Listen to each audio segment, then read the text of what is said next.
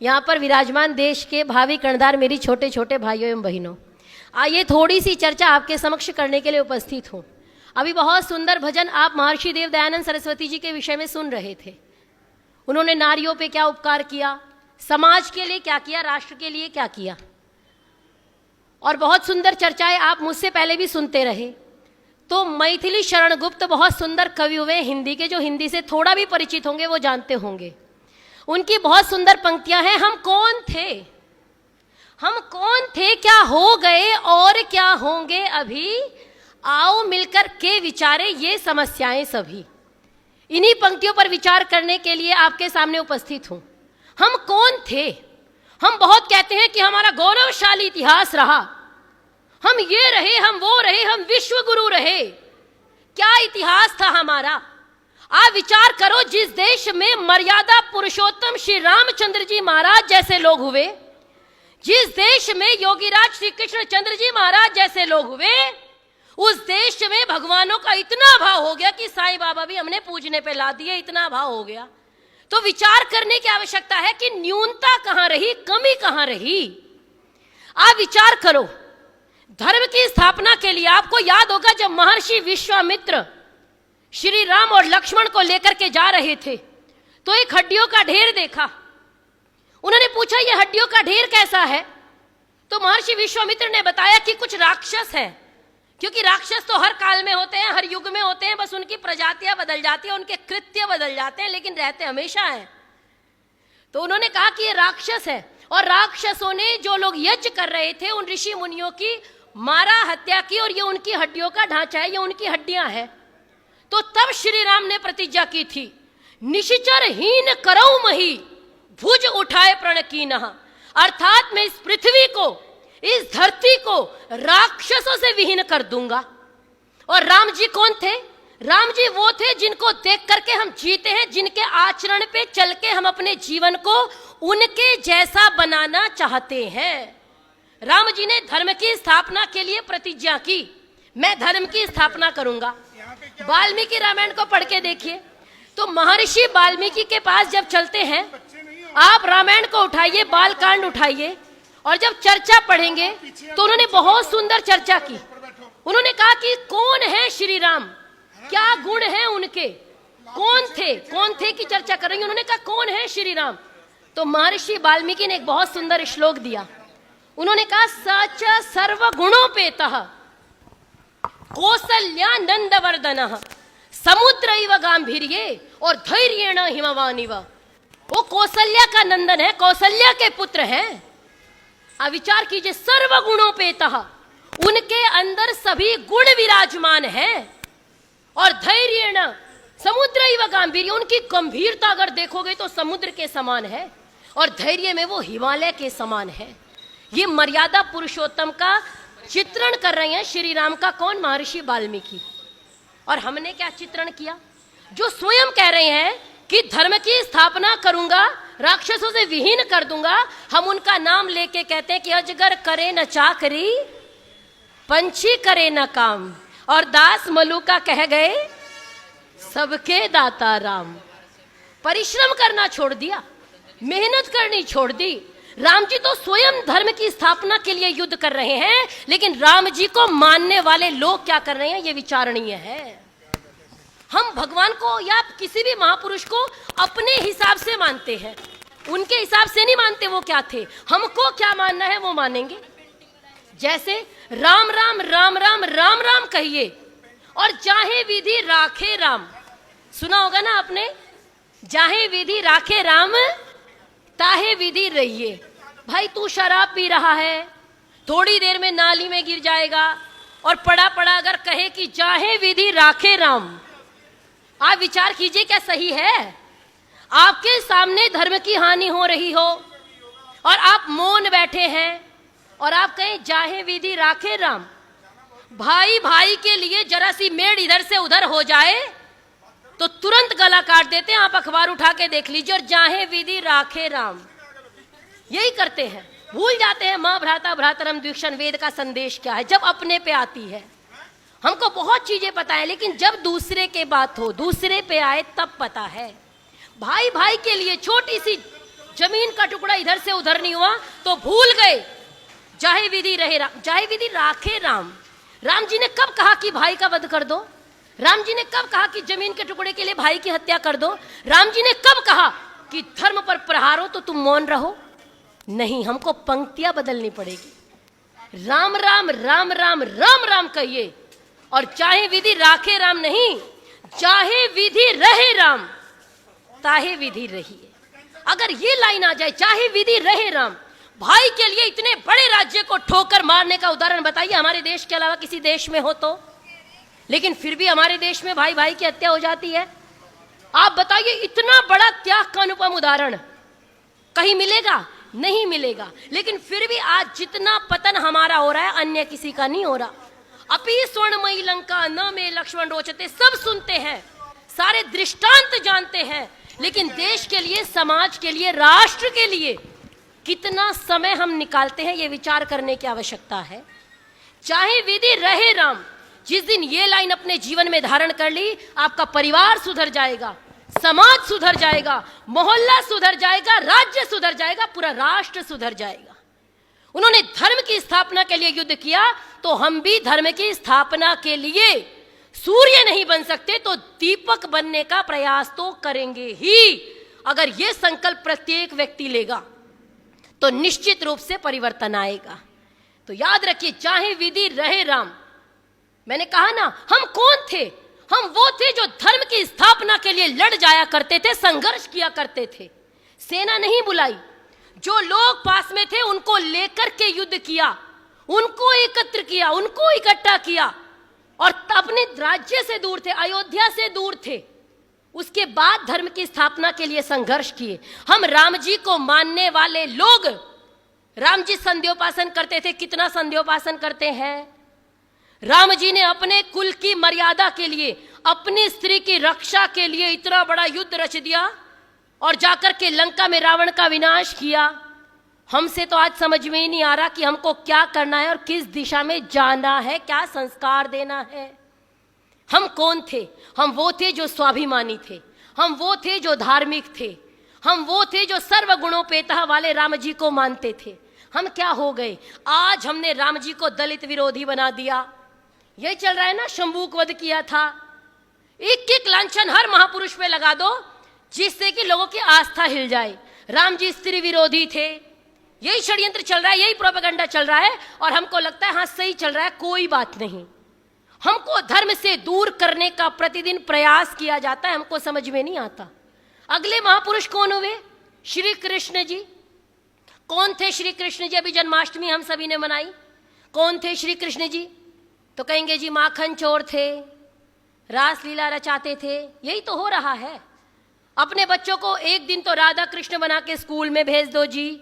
जन्माष्टमी के दिन आप सभी के पास मैसेज आए होंगे, जन्माष्टमी की छुट्टी होती है, तो उससे पहले ही दिन मैसेज आ गया कि सब अपने बच्चों को, लड़की है तो राधा की ड्रेस में आएगी और लड़का है तो कन्हैया की, कृष्ण जी नहीं, कन्हैया जी की ड्रेस में आएंगे। अभी अखबार की एक कटिंग सोशल मीडिया पे बहुत वायरल है, आपने भी देखी होगी। एलकेजी में एडमिशन कराया है, किसका?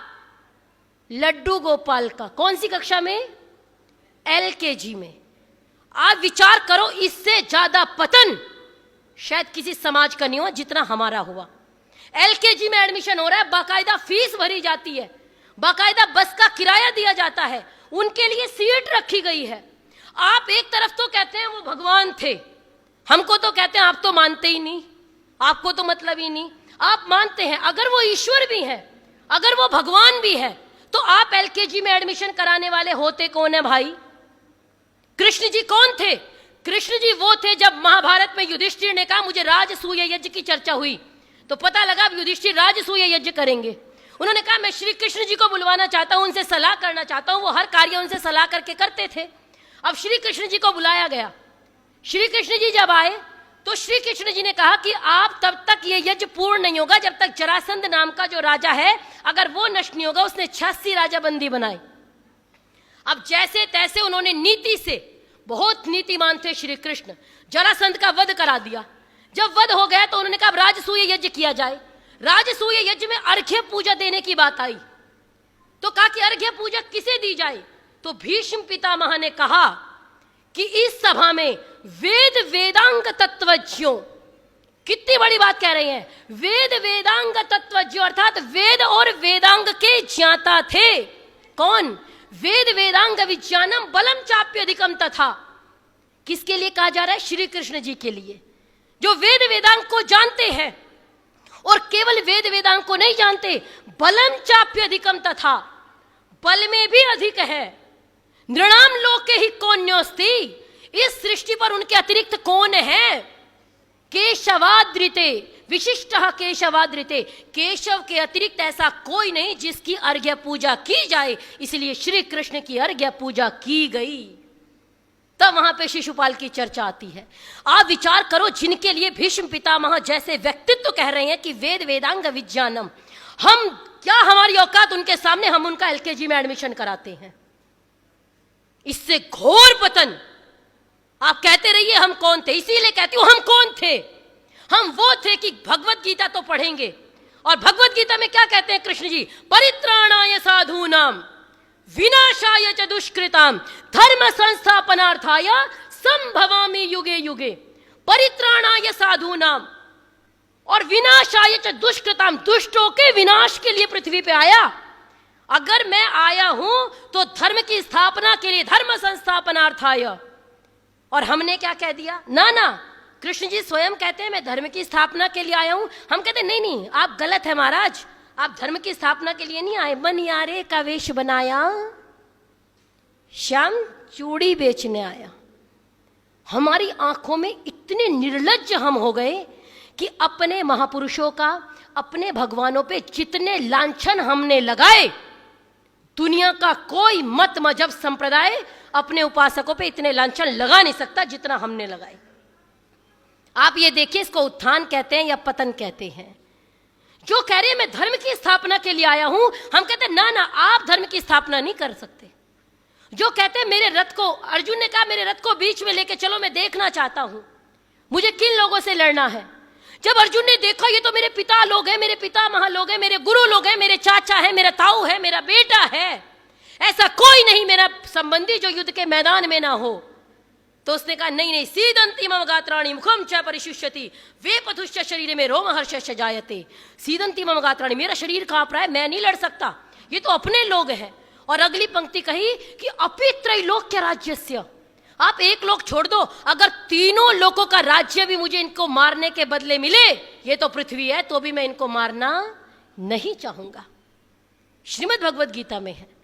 उसके बाद कृष्ण जी ने अगर अर्जुन को तैयार किया युद्ध के लिए, अगर उन्होंने समझाया कि इस आत्मा को ये नष्ट नहीं होगी, नहीं न छिन्दन्ति शस्त्राणि नहीं नम दहति पावकः, ये नष्ट नहीं होगी, इससे प्रेरित होकर अधर्म करना पाप है, और योद्धा है, युद्ध के मैदान में खड़ा है तो युद्ध कर, पीछे मत हट।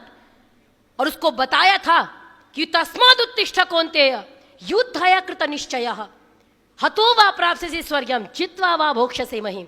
अगर मारा गया तो स्वर्ग को प्राप्त करेगा, और जीत गया तो पूरी पृथ्वी पे शासन करेगा। इसलिए हे कौन्तेय, कुंती के पुत्र, खड़े हो जाओ। क्यों?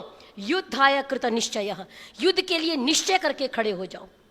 जिन भगवान कृष्ण ने अर्जुन में युद्ध के मैदान में उसके रक्त में उष्ण रक्त का संचार कर दिया, जिन भगवान कृष्ण ने हर संकट काल में पांडवों की रक्षा की, जिन भगवान कृष्ण को भीष्म पितामह से लेकर आचार्य द्रोण हो, चाहे कोई भी व्यक्ति हो, हर व्यक्ति नतमस्तक उनके सामने होता है, उनके हमने क्या दुर्गति कर दी, ये हमसे बुरा व्यक्ति शायद, हम उपासक तो हो नहीं सकते, उनकी उपासना कर नहीं सकते।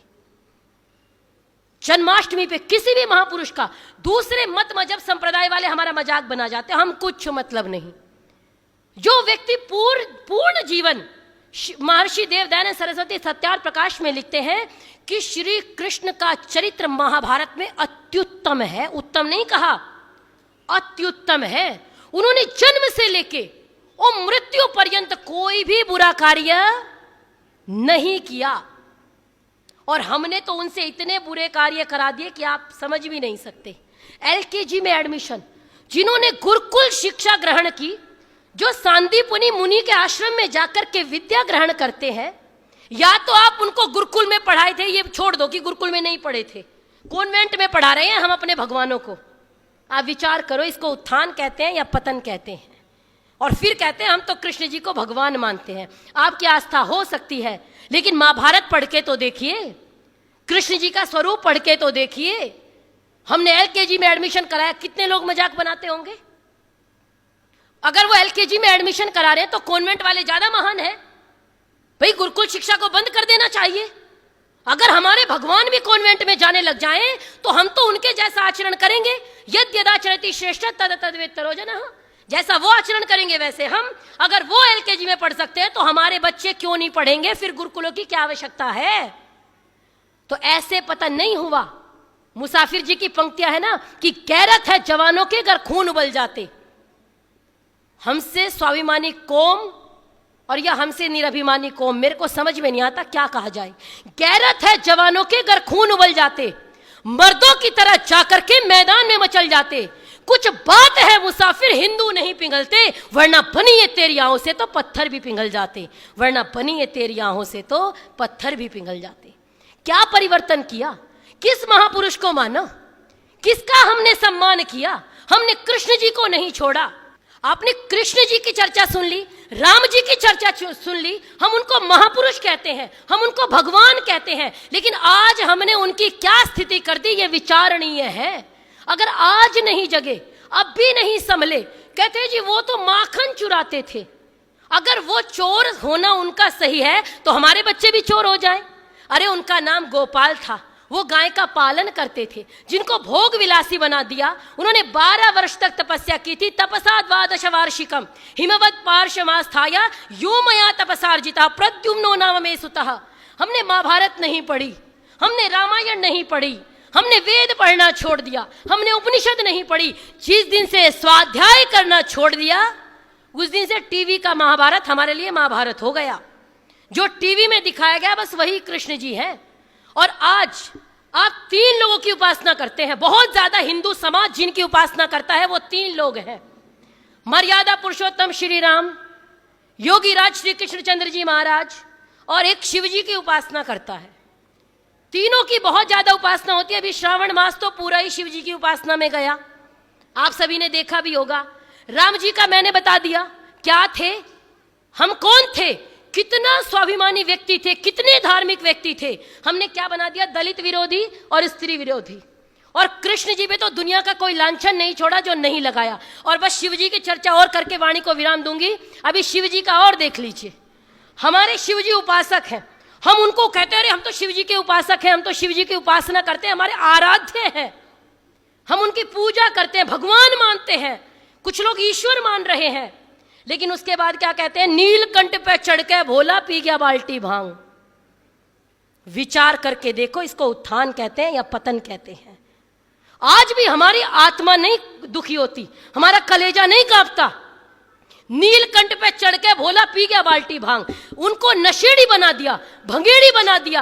आप विचार करो, जिनके आराध्य हमने खुद के आराध्य स्वयं नशेड़ी बना दिए, गंजेड़ी बना दिए, तो हम स्वाभिमानी कैसे रह सकते हैं? अगर बस यही कहूंगी कि धर्म एव हतो हन्ति धर्मो रक्षति रक्षितः। सही उपासना कीजिए, धर्म का सही स्वरूप जानिए, स्वाध्याय कीजिए, वेदों का अध्ययन कीजिए, उपनिषदों का अध्ययन कीजिए। और महाभारत और रामायण बहुत आसान भाषा में उपलब्ध है।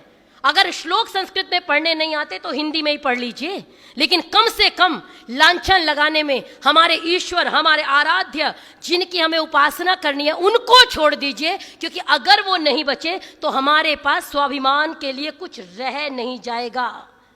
और याद रखिए, अंधेरा बहुत घना है। स्वामी दयानंद तो एक अकेले इतने कार्य कर गए, तो वो ही वाली बात है कि हम दिव्य नहीं हैं दयानंद से, एक छोटी सी चिंगारी हैं, लेकिन जहां खड़े हैं वहीं राष्ट्र की अस्मत के एक पुजारी हैं। जहां खड़े हैं वहीं राष्ट्र की अस्मत के एक पुजारी हैं। तो स्वामी दयानंद के सिपाहियों को इन सब विषयों पे ध्यान देना चाहिए, क्योंकि इनके कारण हमारे देश का, समाज का, राष्ट्र का, और जिनको हम हिंदू समाज कहते हैं, सनातनी कहते हैं, लोग उनका उपहास उड़ाने लगे हैं। तो हम सभी को जागरूक होकर अपनी आवाज उठानी चाहिए। धर्म की रक्षा करेंगे तो धर्म हमारी रक्षा करेगा, और मारा हुआ धर्म आपका भी विनाश कर देगा। तो इसलिए वयम राष्ट्रे जागरियाम पुरोहिता, हम राष्ट्र के जागरूक पुरोहित बने और जागरूक रहेंगे तो निश्चित रूप से परिवर्तन आएगा। और अंतिम में दो पंक्तियां कहकर वाणी को विराम दूंगी। संस्कृति के हित जो कट जाए वो माथ मुझे दो, संस्कृति के हित जो कट जाए वो माथ मुझे दो, और जो गरीबों को उठा ले वो हाथ मुझे दो, और तड़प उठे पराई पीड़ा को देखकर, तड़प उठे पराई पीड़ा को देखकर, दिल वो दयानंद सा नाथ मुझे दो, दिल वो दयानंद सा नाथ मुझे दो। और घनघोर तिमिर का वक्ष चीर, एक अकेले महर्षि देव दयानंद कितनी क्रांति करके गए, सत्यार्थ प्रकाश दे के गए। हम इतने लोग यहां बैठे हैं सभा में, आज विचार कीजिएगा कितने लोगों ने सत्यार्थ प्रकाश पढ़ा है। मैं हाथ नहीं उठवा रही, लेकिन विचार करिए कितने लोगों ने पढ़ा है। उन्होंने गो करुणा निधि लिखी, हमने कितने लोगों ने गो करुणा निधि पढ़ी है, विचार करिए। उन्होंने आर्या भी विनय लिखी, हमने कितने लोगों ने आर्या भी विनय पढ़ी है, विचार करिए। उन्होंने व्यवहार भानु लिखी, तो विचार करिए कितने लोगों ने व्यवहार भानु पढ़ी है। तो जब तक पढ़ेंगे नहीं तब तक सुधरेंगे नहीं। अगर परिवर्तन लाना है तो स्वाध्याय करना पड़ेगा। तो महर्षि देव दयानंद सरस्वती जी के विषय में दो पंक्तियां कहकर वाणी को विराम दूंगी। घनघोर तिमिर का वक्ष चीर, भू पर उतरी थी एक किरण। जैसे आज चीर हरण करते हैं ना, द्रौपदी का चीर हरण सुना जाता है, लेकिन कृष्ण जी का हो रहा है वास्तविकता में। घनघोर तिमिर का वक्ष चीर, भू पर उतरी थी एक किरण। संदेश सवेरे का लाई, हम करते उसका अभिनंदन। और जंजीरों से जकड़े स्वदेश को राह दिखाई थी तूने, जिसको काल भी न बुझा सके वह क्षमा जलाई थी तूने, जिसको काल भी न बुझा सके वह क्षमा जलाई थी तूने। घनघोर तिमिर के आंगन में, घनघोर तिमिर के आंगन में तू बीज उषा के बोता था, आवाज लगाई थी तूने जब सारा भारत सोता था, आवाज लगाई थी तूने जब सारा भारत सोता था। धन्यवाद। इति